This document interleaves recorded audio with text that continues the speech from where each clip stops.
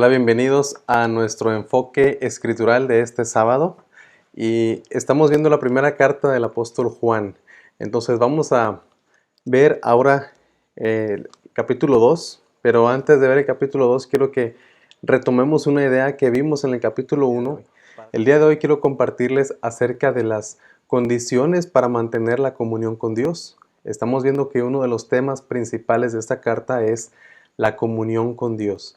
Y en este caso, Juan nos explica cuáles son las condiciones que cada hijo de Dios puede mantener para estar en una constante y una continua comunión con Dios. En este caso, vamos a ver el versículo 9 del capítulo 1.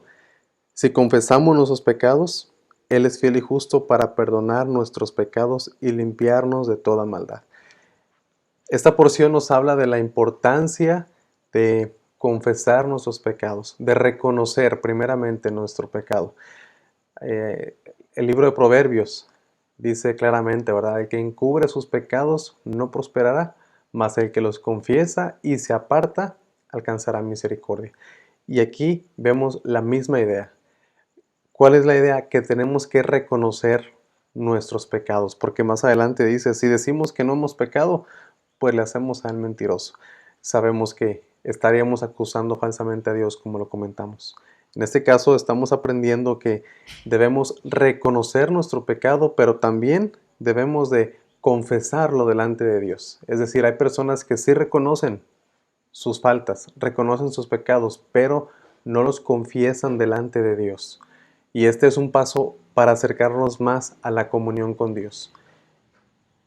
En primer lugar, repito, necesitamos aceptar nuestra culpabilidad, necesitamos reconocer nuestra falla, nuestro pecado, pero en segundo lugar no se queda ahí, sino que ahora el segundo paso es confesar nuestro pecado delante de Dios, hablar de ese pecado con Dios, declararlo delante de Él. Eso es confesar, decir lo que ha pasado en nuestra vida y confiar en Dios. Para mantener la comunión necesitamos también confiar en sus promesas, porque dice, Él es fiel y justo para perdonar nuestros pecados y limpiarnos de toda maldad. Es decir, no debemos de estarnos lamentando aún si ya estamos arrepentidos y si ya hemos confesado nuestros pecados. Si no estás arrepentido, si no has confesado tu pecado, es correcto que te estés lamentando por ese pecado. Pero si tú ya lo hiciste de verdad, lo hiciste con toda la fe y lo hiciste con autenticidad, entonces confiesa tu pecado delante de Dios y Él es fiel y justo. Tal vez algunas personas se condenan mucho a sí mismas, pero la Biblia nos enseña que Dios es fiel y justo, porque la salvación ya fue comprada por Cristo Jesús en la cruz del Calvario para todo aquel que en Él cree. Es lo que dice la Biblia. Otra condición también, precisamente habla del Señor Jesús, está en el capítulo número 2. Hijitos míos, estas cosas os escribo para que no pequéis. Y si alguno hubiere pecado, abogado tenemos para con el Padre, a Jesucristo el justo. Y Él es la propiciación por nuestros pecados, y no solamente por los nuestros, sino también por los de todo el mundo.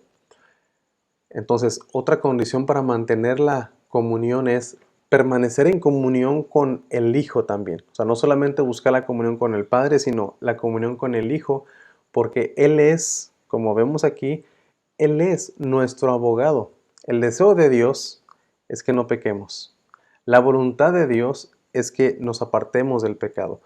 Pero Dios sabe que vivimos en este cuerpo pecaminoso y por esa razón Cristo es nuestro abogado. Él está siempre abogando a favor nuestro.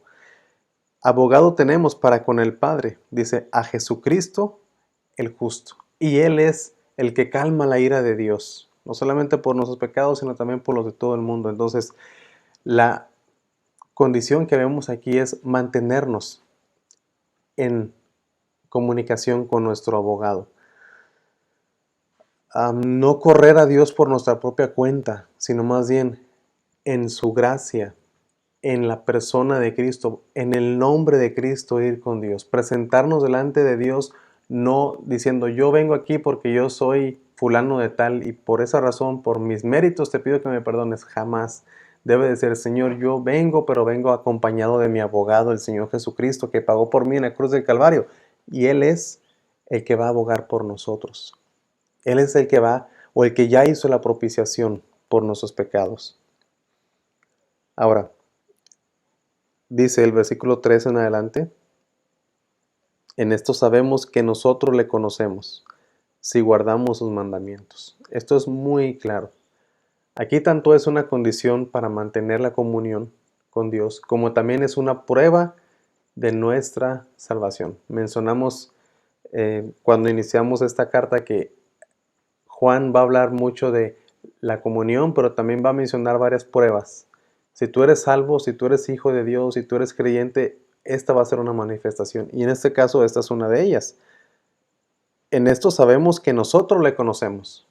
¿Cómo sé si conozco a Dios? ¿Cómo sabes si conoces a Dios? Dice: si guardamos sus mandamientos. Esa es una prueba de que somos nacidos de nuevo. El que dice: yo le conozco y no guarda sus mandamientos, el tal es mentiroso y la verdad no está en él. Pero el que guarda su palabra, en este verdaderamente el amor de Dios se ha perfeccionado. Por esto sabemos que estamos en él. ¿Por qué? Porque guardamos su palabra. Nuestra actitud es una actitud de guardar su palabra, de que nos importa obedecer a Dios. El que dice que permanece en él debe andar como él anduvo. Es una responsabilidad muy fuerte y muy grande tratar de ser más como el Señor Jesucristo. Y ese es el propósito de nuestra vida cristiana, ese es el propósito de nuestro crecimiento, es el propósito del discipulado. Perfeccionar nuestra persona y la persona de otros a la imagen del Señor Jesucristo. Entonces, aquí vemos estas pruebas también. Si somos creyentes, vamos a guardar sus mandamientos, vamos a procurar andar como Él anduvo. Y también para permanecer en comunión, arrepiéntete. Reconoce tu maldad, confiesa delante de Dios, ten confianza en sus promesas y acompáñate de tu abogado, porque por ti mismo no puedes permanecer en comunión con Dios. Y como prueba de tu salvación, entonces estamos viendo aquí, vamos a guardar los mandamientos y vamos también a permanecer en Él. ¿Y cómo es una prueba de que permanecemos en Él? Andar, caminar, vivir nuestra vida diariamente como Él anduvo. Gracias y que Dios les bendiga.